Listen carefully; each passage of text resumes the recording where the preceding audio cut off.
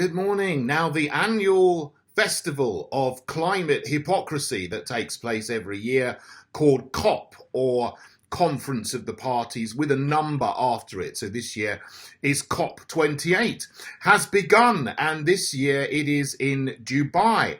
And there are over 70,000 delegates that are going to fly into Dubai over this 2-week period that started at the end of November and goes into the middle of December to talk about climate and climate change.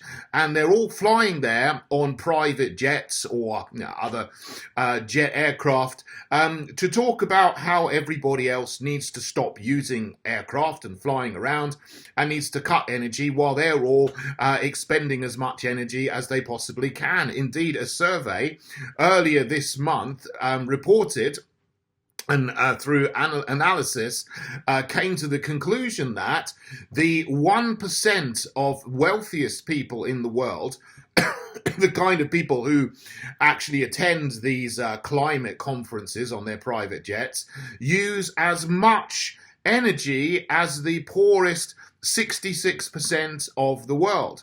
So that is something like 70 million people there. That the top 1% of the world is quite large now, because there's 7 to 8 billion people in the world. I think it's 8 billion people in the world. So the top 80 million people in the world use as much energy as the poorest 5 billion or something like that. Actually more than that, isn't it? 5.3 billion people. So that is an incredible amount of energy that they use. But what are they going to be doing at this COP28 conference? Well, a lot of them are going to be making business deals with each other. They're going to be talking about how they're going to implement green technology, which what that actually means is destroying our carbon-based energy infrastructure, getting rid of oil, coal, gas, etc., and replacing it with stuff that doesn't work very well, like solar and wind. Wind doesn't provide any energy when the wind isn't blowing, or when it's blowing too slowly, or when it's blowing too quickly, because when it blows too quickly, they have to shut them down so that the turbines don't go too fast and fly off the handles, fly off the spindles. These wind turbines have a lifetime of 15 to 20 years, and it's also been calculated with all the energy that they put in to mining the metals and the minerals that you need to produce and manufacture a wind turbine, and manufacture it in China or wherever it's made, and then transport it across the world on a ship which uses heavy fuel oil to get it there. And then to prepare the concrete, you need a football field's worth of concrete for each one, which produces a lot of carbon dioxide as well. So you make that up, and then you stick this thing into the ground, and then you need to lubricate it and can keep changing the oil for the gears in the wind turbine periodically over its lifetime. With all of that taken into account, it takes 17 years before it just saves as much carbon dioxide as you would use to make it, transport it, prop it up and keep it oiled and lubricated. And then it's at the end of its life anyway. So actually they're all completely pointless. And what's worse than that is to put up loads of these wind turbines all over the place on land.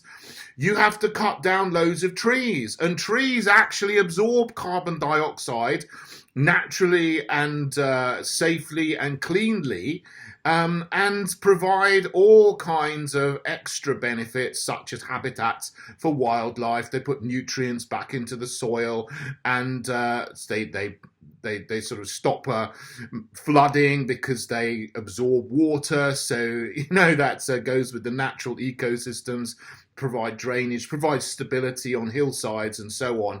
The stupid idea of cutting down loads of trees, like what's happened in Scotland, which is a terrible, absolute crime against the environment. They've cut down 15 million trees over the last 20 years to put up wind turbines in their place, which is totally destructive to the environment.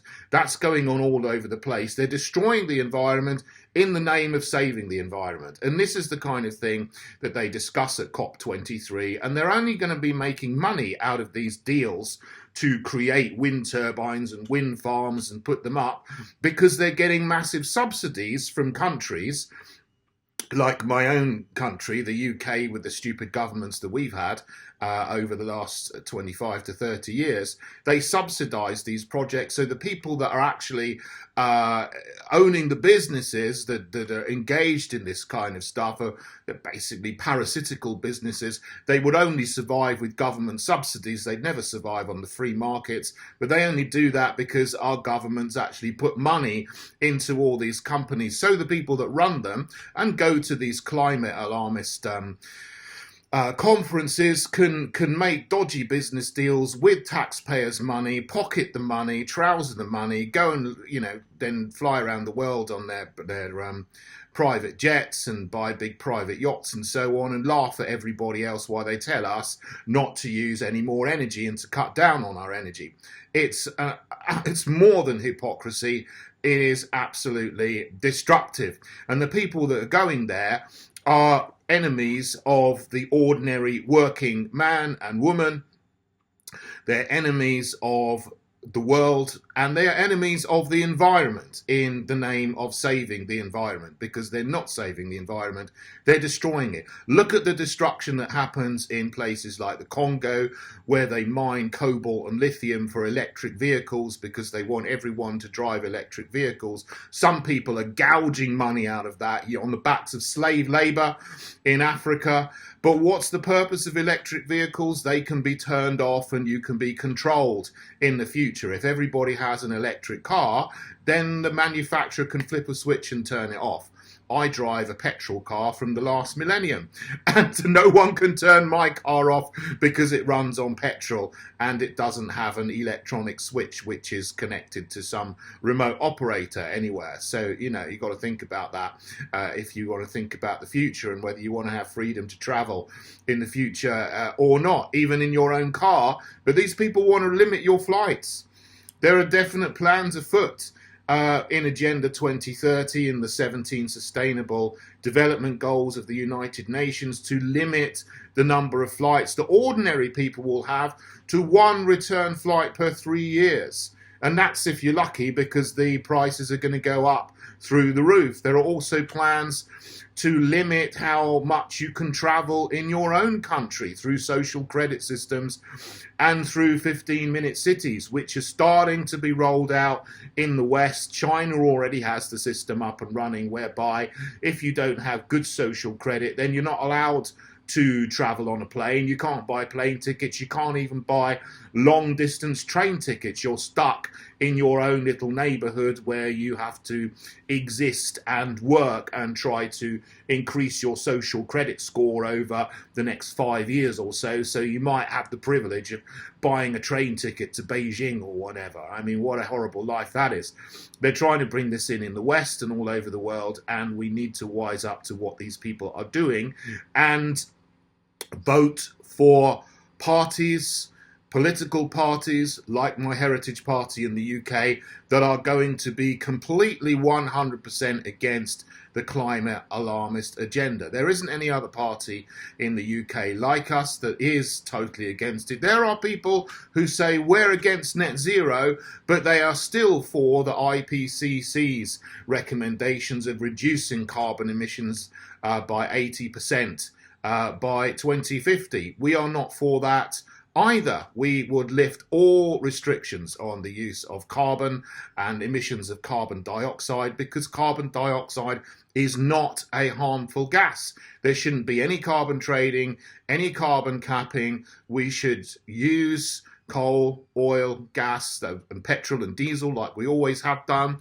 We should bring small modular nuclear power stations into the mix to provide constant, cheap, safe energy. And if there are new technologies that do work, not wind, not solar, which is destructive to the land. You need huge banks of solar arrays to provide, energy for one small town, and that destroys our prime agricultural farmland, which is, again, completely destructive. But if there are new technologies that do work, that do provide cheap, safe, continuous, reliable energy that will work on the free markets without government subsidy, I'm all for that.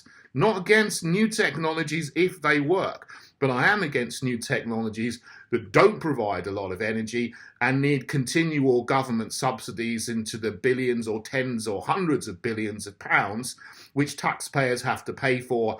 And where does that money go? As I said, it gets trousered into the pockets of dodgy business people. We don't want that. We want sanity, and we want continuous, reliable energy, and we want the freedom to be able to move, and we want the freedom to be able to eat meat, which is good for us.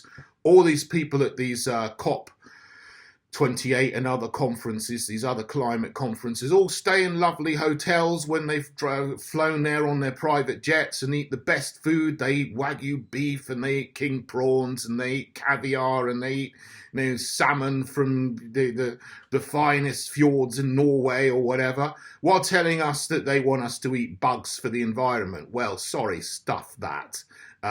We are all for people continuing to eat meat and supporting our farmers to be able to continue meat farming, dairy farming, and farming in general, normally. Like we don't want what is happening in the Netherlands to happen there. We want that to stop, and we don't want that rolled out around the world as well, where they're bringing in new nitrogen restrictions. They're not just against carbon now, they're against nitrogen, and fertilizing your farmland so that you can grow crops. Why? Because they want to take the farmer's land and build smart cities on it so someone else will make a quick buck if they're in with the government, which is essentially, a combination of fascism and totalitarian, technocratic communism, whatever you like to call it. It's all of those things mixed together with AI technology on the top. It's a new system which mixes all of the worst elements of the worst systems we've had to bring in a total control system for the 21st century, where the elite will have all of the privileges and the world will be a lovely playground for the 1%, while everybody else will either be dead or enslaved, not allowed to travel, not even allowed to have a car, not allowed to eat meat, living a miserable life, maybe scraping a little bit of universal basic income, which is linked to a social credit system, whereby you'd have to do free work and charity work and volunteer work to be able to spend your universal basic income that they so kindly give you. This is their vision for the future of the world. This is what they want to roll out at all these climate alarmism conferences. They want to roll this out with the United Nations, with the World Economic Forum, with the World Health Organization, all of these globalist entities, as we know and as we've talked about many times before on this channel, in our Heritage Party conferences and appearances I've made on news channels and so on. If you want to stop it, you have not got to support the people who have gone from this country. So Rishi Sunak is over there. David Cameron is over there. King Charles III is over there. They all flew on three separate private jets to bring 3 dignitaries from the UK over to this conference in Dubai. It's an absolute sham. Please vote for us in the Heritage Party. We are the only party that is completely against restrictions on carbon dioxide emissions. Other parties might say that they are, but they're not. As I've said before, some of them support the IPCC's 80% reduction in carbon. We would come out of the Paris Climate Agreement. We would scrap and repeal the Climate Change Act 2008. So we lift completely restrictions on carbon, and we will restore our energy infrastructure so that we can have cheap, reliable, continuous energy all year round into the future. You can join us on heritageparty.org.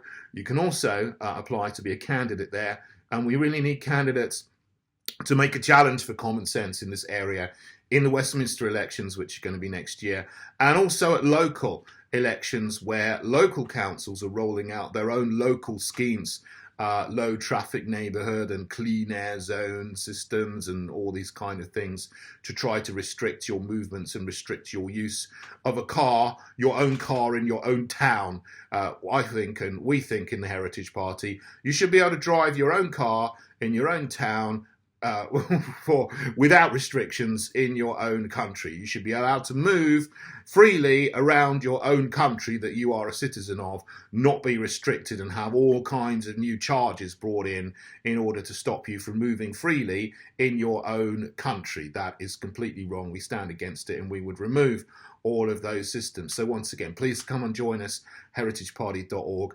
Thank you for listening, everybody, and let's keep on calling out and mocking the hypocrisy of these globalist climate change alarmists. Thanks for listening, everyone. God bless you all.